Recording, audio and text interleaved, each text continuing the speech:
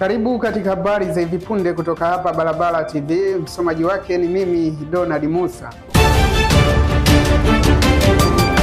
Na tukianza na habari zilizotufikia kutokea kule Amerika, Rais wa Marekani Donald Trump ameahidi kuwa hakuna haja ya kuwepo kwa muungano wa jumuiya ya NATO. Hii ni baada ya washirika wake kuto kujiunga na vita kati yake dhidi ya Iran, vita ambayo Israel na Marekani wanapambana nayo mpaka hivi sasa. Huku katibu wa NATO akikanusha madai hayo na kuhakikisha kuwa atajiunga na vita hiyo, akifanya maandalizi ya majeshi makubwa zaidi pamoja na maandalizi ya ndege za ziada kuhakikisha wanashinda vita hiyo dhidi ya Iran.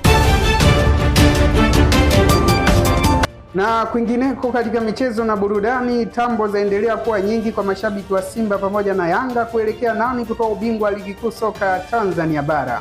Mashabiki wa Young Africans ndio ambao wapo mbele zaidi wa kijinadi, na hii ni baada ya kukusanya alama 3 katika mchezo wao wa jana wa ligi kuu waliocheza dhidi ya Pamba Jiji katika dimba la CCM Kirumba na kukusanya alama 3. Kwa upande mwingine, afisa habari na mawasiliano wa klabu ya wananchi Young Africans Ali Shabani Kamwe ametoa tambo nyingi zaidi, huku akisema kuwa Young Africans itakusanya alama zote 3 katika michezo iliyobaki, na akijinadi kuwa atapata ushindi katika mchezo wa mzunguko wa pili wa dabi ya Kariakoo unaotarajiwa kuchezwa tarehe 3 Mei mwaka 2026. Na hiyo ndiyo tamati ya habari za hivi punde kutoka hapa Balabala TV. Mimi ni Donald Musa.